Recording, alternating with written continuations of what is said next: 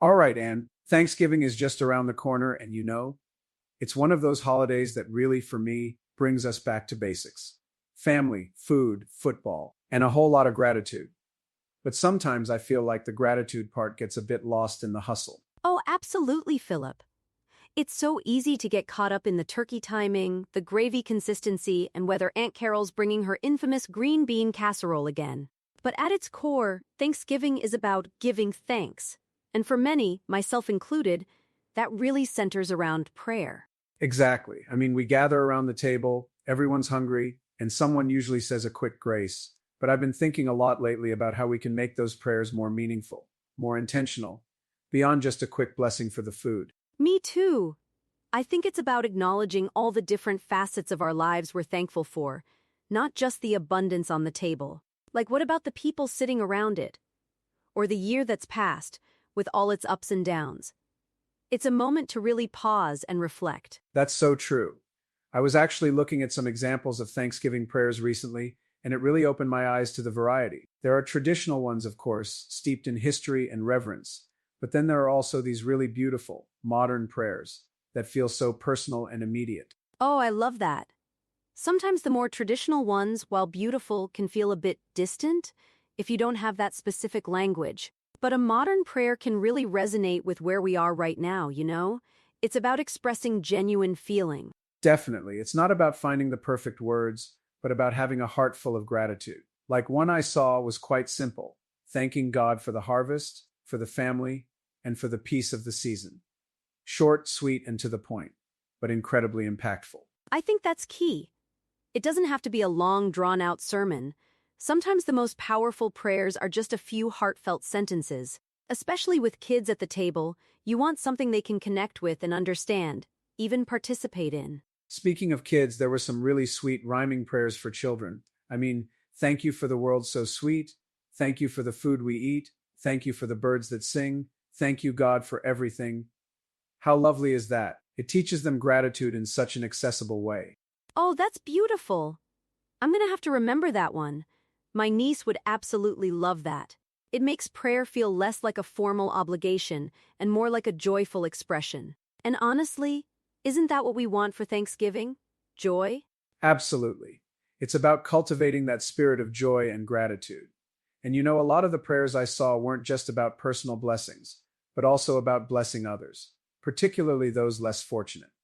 That really struck me. Yes.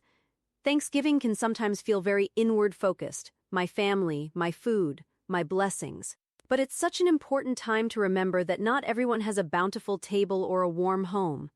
Extending our gratitude to include a prayer for others in need, that's the true spirit, I think. It adds a layer of empathy and compassion. It reminds us that our blessings come with a responsibility to share, or at least to acknowledge, the struggles of others. That deepens the prayer experience significantly. For sure. And what about those Thanksgivings that aren't so easy? I mean, let's be real, not every year is perfect. Sometimes you're dealing with loss, or illness, or just a really challenging time. How do you approach prayer then? That's a very important point, Anne. And actually, the resource I looked at specifically mentioned prayers for a difficult year. It wasn't about ignoring the pain, but finding strength and hope within it. Acknowledging the struggle, but still seeking grace and comfort. Oh, that's so good. Because sometimes, when you're going through something tough, the idea of being thankful feels almost impossible, or even insulting to your feelings. But a prayer that acknowledges the difficulty while still seeking light? That's powerful. It's about honest gratitude, right? You might not be thankful for the difficult circumstance itself, but you can still be thankful for the support system, for the lessons learned, for the resilience you've found, or simply for the enduring hope that things will improve. Yeah, exactly. It reframes your perspective without dismissing your reality. And I think that's a really crucial distinction for people, especially during the holidays, when there's so much pressure to be happy or joyful. It's okay to feel complex emotions. Absolutely. It's an opportunity for healing, too, to lay out your burdens and still find a corner of your heart for thanks. It's a reminder of resilience, isn't it? That even in hardship, there are always glimmers of light. And the beauty of it is, you don't have to be a seasoned public speaker or a religious scholar to offer a meaningful prayer. It can be spontaneous, from the heart. Just a simple thank you for this food, thank you for my family, and for everyone struggling right now is enough. Totally. Sometimes the most unscripted prayers are the most authentic.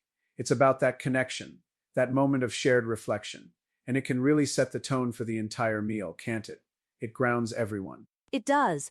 It pulls everyone into the present moment, away from the chaos of cooking or the pre-dinner chatter. It's a collective breath, a moment of focus. And it doesn't have to be led by one person. Everyone can contribute something they're grateful for. Oh, I love that idea. Going around the table and having each person share one thing they're thankful for before the meal starts. We did that once and it was actually really moving. You hear things you never would have expected. It's incredible, isn't it? My nephew once said he was thankful for his video games, and while it made us all laugh, it was also a genuine expression from his heart. It showed us what was important to him at that moment, which is also a blessing. Exactly. It opens up a different kind of conversation. And it also highlights the simple things we often take for granted.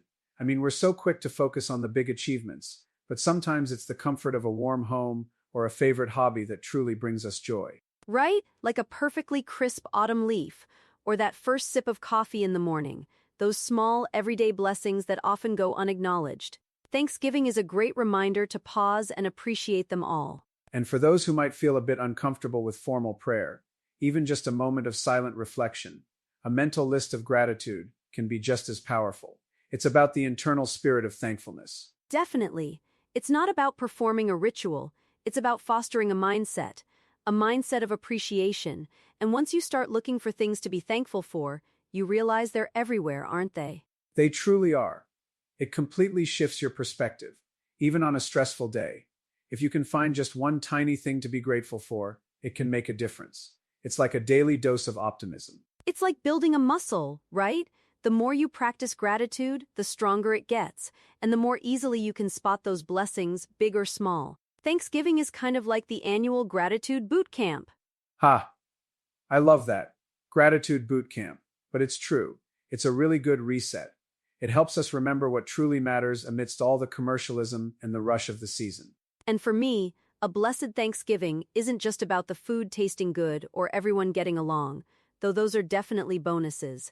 It's about that feeling of peace and contentment, knowing you've taken a moment to acknowledge the good. Exactly. It's that deeper sense of fulfillment, knowing that you've connected with something bigger than yourself, whether that's family, community, or a higher power. It's nourishing for the soul, isn't it? It really is. And when you think about it, that's the real gift of Thanksgiving.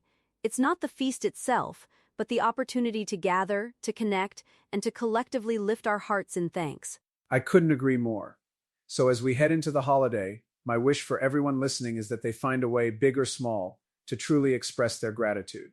Whether it's a formal prayer, a quiet moment, or sharing what they're thankful for around the table. Absolutely. May your Thanksgiving be filled with laughter, delicious food, and most importantly, a heart full of gratitude. And remember, every blessing, no matter how small, is worth acknowledging. Happy Thanksgiving, everyone. Happy Thanksgiving. Take care and cherish those moments.